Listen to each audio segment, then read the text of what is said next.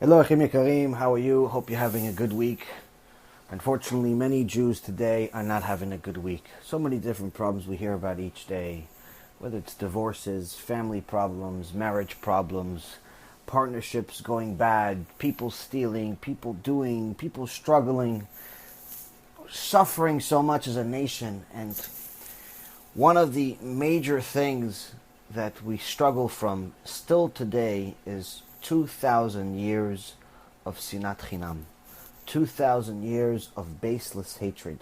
And as we said yesterday, Be'ezrat Hashem, we're trying to learn from Pinchas, learn from Parashat Pinchas of last week, and see how we could apply just the first few verses of Parashat Pinchas in Sefer Bamidbar, Numbers, chapter 25, just the first few verses, and see what we can take out of this and apply it to our lives, because we're struggling so much. We have to find the answers in the Torah. As we all know, the very famous story of Pinchas, that he was zealous for Hashem, and when he saw Zimri, the leader of the Shimon tribe, publicly sinning with Cosbi, the daughter of Zur, of the Midianite people, the non-Jew, he saw that he was sinning with her, which is strictly forbidden in the Torah. Pinchas was zealous for Hashem and killed them both in a major public event. And Hashem says to him that, and he says to the entire nation, that Pinchas, because of his zealousness, he turned back the wrath of Hashem, because he avenged Hashem's vengeance. Now in chapter 25, verse 12, it also says a couple of things we want to focus on today, different from yesterday. It says, therefore, this is Hashem speaking, say, meaning say to all of the people, behold, I give him my covenant of peace. Hineni noten lo et briti shalom. And it shall be for him and his offspring after him a covenant of eternal priesthood, because he took vengeance for his God, and he atoned for the children of Israel. By Pinchas rebuking and acting upon his belief and his zealousness of Hashem, Hashem is telling us that this action, this pure action, this mesirut nefesh, which means self-sacrifice, actually atoned for the grave sin that the entire nation was doing. Now, obviously, we're not advocating for people to go out there in the street and kill other Jews or other people in general, but there is a lot to learn from Pinchas. First and foremost, in regards to the mitzvah of being zealous for Hashem and taking action upon it, the sages explain to us that there is no one that is as zealous as Pinchas in our generation, and the reason why is because Pinchas was this way all of the time, not just sometimes. So unless you're like this all of the time, you cannot compare. The second and more important thing is that there's a much easier way, that Hashem gave us the ability to do this. And it's not only an easier way to do it, it's actually an obligation to do it, of each and every single Jew, whether the simple one or the advanced and the learned one, whether the Talmid Chacham, the scholar, the rabbi, or the guy that just did Tshuva last week, and even the guy that's not keeping anything is obligated in this mitzvah, which is one of the 613 mitzvot called Ocheach Tochiach et Amitecha. You must reprove or rebuke your people when you see them sin.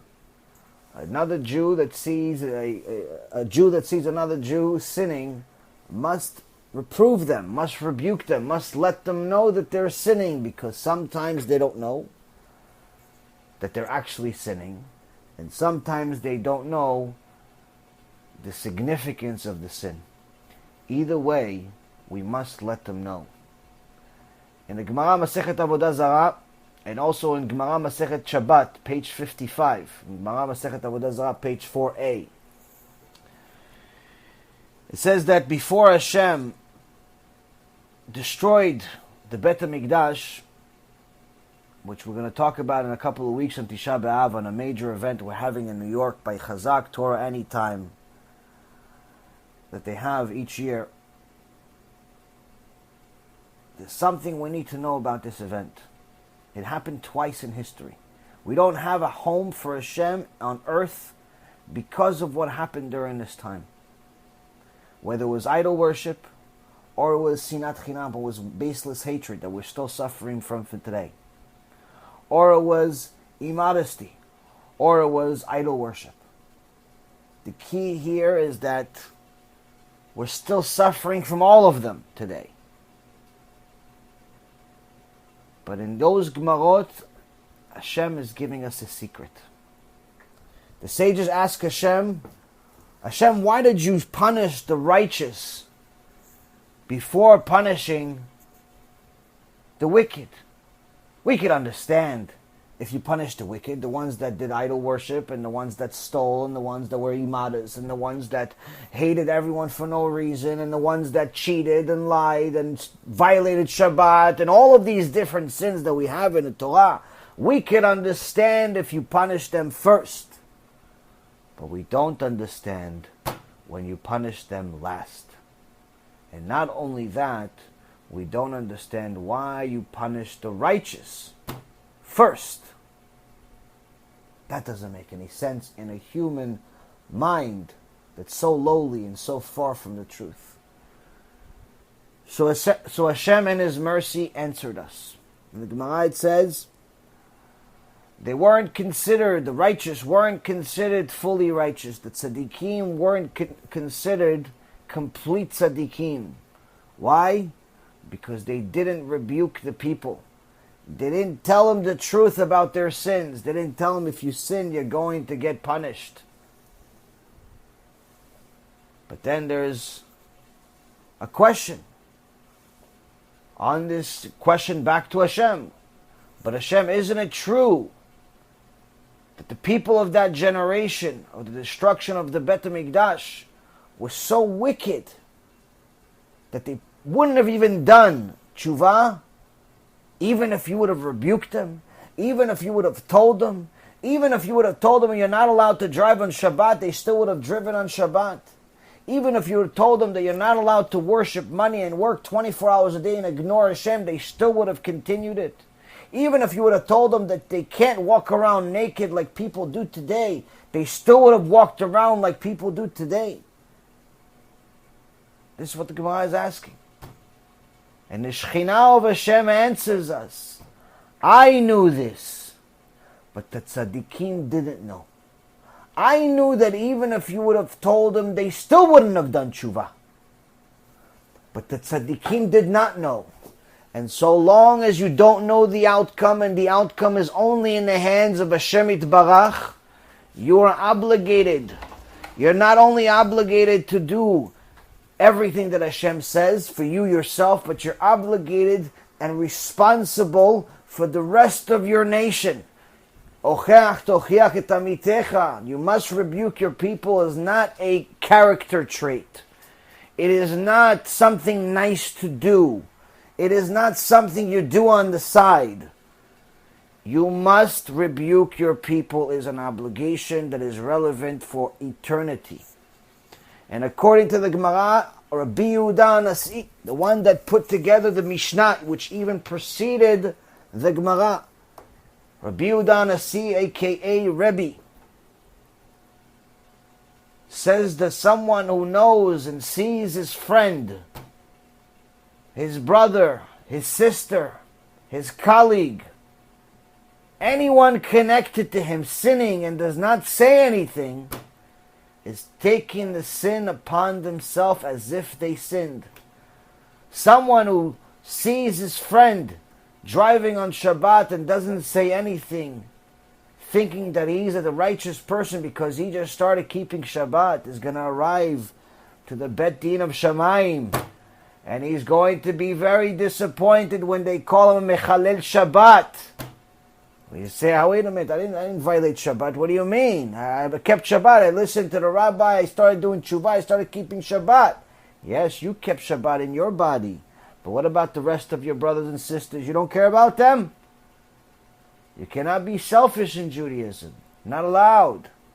Not allowed, my dear friends. In the Gemara Masechet Ta'anit, page 25b, Rabbi Eliezer ben Horkenos, one of the rabbis of Rabbi Akiva, one of the greatest sages that ever lived, a miracle worker on a day-to-day basis. One that when he actually taught Torah, next to Rabbi Yochanan and Horkenos himself, the father, his own father, and many others of the Gdolei Ador, he taught them all Torah in his face, according to the sages, telling the story themselves. His face lit up like Moshe Rabbeinu when he came down from Mount Sinai. In a Gemara Masechet Ta'anit, page 25b, Rabbi Eliezer ben Horkenos, at the end of one of the fasts, sees everyone walking out of the synagogue, all calm and collected, and he says to them, "Did you all finish digging your graves?" Everyone knew that Rabbi Eliezer ben Horkenos knew that there's a gzerah from Shamayim, that there's actually a decree from Shamayim, from Am Yisrael. He's not just saying this to mess around with them. He's not joking around. He's telling them your prayer was garbage. It didn't even reach the ceiling, let alone the Shamayim. You're still playing with your phone. You're still thinking about your games at home. You're still thinking about your business. Where do you think your prayer arrived? You think you didn't even reach the ceiling? So he's telling them, oh, just so you know, your prayer didn't reach anywhere. And he actually said in the Gemara, did you finish digging your graves to the entire Keilah, to the point where everyone started hysterical crying and ran back into the shul and started praying for real? And then Rabbi Eliezer ben Horkenos says, now I know that the decree from Shamayim has passed, because now you had real prayer. I hear today that when we're trying to arrange shiurim, we're trying to arrange lectures for Tisha B'Av, people are saying, no, it's going to be hard for me to come because I'm working that day. Working. The Bet HaMikdash, the home of Hashem Yitbarach, was destroyed today, and you're going to work? What's your connection with him? You call yourself a Jew? Even the Gentiles should mourn for Bet HaMikdash. How about that?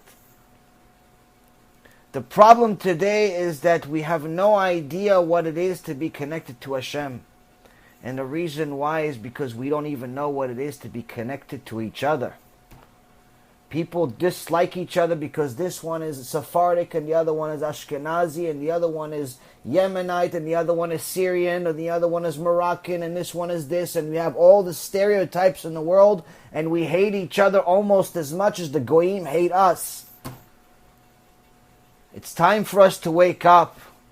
Chazal tells us every year and every generation that the Bet HaMikdash is not built, that generation and those people that lived during that year need to know that it's as if they destroyed it themselves. Because that means that the Sinat Chinam, the baseless hatred that we have, is still around. So how do we fix this? How does Pinchas and the Torah tell us to fix it? We don't have to go out there and chas v'shalom kill each other. The opposite. We have to bring back each other to life. We have to bring back each other to Hashem. And Rabbi Yonatan from Eibeshitz lived about 260 years ago. In his book, Yeharot Dvash, wrote something that's the perfect solution, but at the same time shocking. He says that the biggest Sinat Chinam we have in our generation, and this is 260 years ago, the biggest Sinat Chinam we have in our generation is when one Jew sees another sinning and doesn't rebuke him. Doesn't say anything. That's the biggest Sinat Chinam. That's the biggest baseless hatred. Why is it considered hatred when you're just trying to be politically correct and leave your friend alone and let him sin? Let him go to the beach on Shabbat. Let him go to the beach at all. Let him go and waste his life. Why is that considered baseless hatred? Rabbi Yonatan Eibeshitz says, when you know anything about Hashem, you know that Hashem has two places. He has Gan Eden and he has Gehenom. And that person that's not going to Gan Eden because he's not going to shul, he's not praying to Hashem, he's not keeping mitzvot, he only has one other option left. He only has Gehenom left. He only has the eternal fire left. So you're letting your friend write himself a first-class ticket to Gehenom, and you're not even willing to say anything? Who's more evil than you? Who's more evil than you for not saying anything, knowing that your friend is about to get hit by a train, and you can say a word to at least get him out of the way? My dear brothers and sisters, it's time to wake up. The 3 weeks before Tisha B'Av are a very difficult time for Am Yisrael. I'm hearing more bad news on a day-to-day basis from people than I've heard, I think, in my entire life. Am Yisrael is suffering. Hashem is making it happen because it's time for us to wake up. Please wake up. Please wake up your family. Please wake up your friends. And please call Hashem from Shamayim and tell him you love him. May Hashem continue to bless you and let you get closer to him so we can move on to better times and Mashiach in our day. Kol Tuv.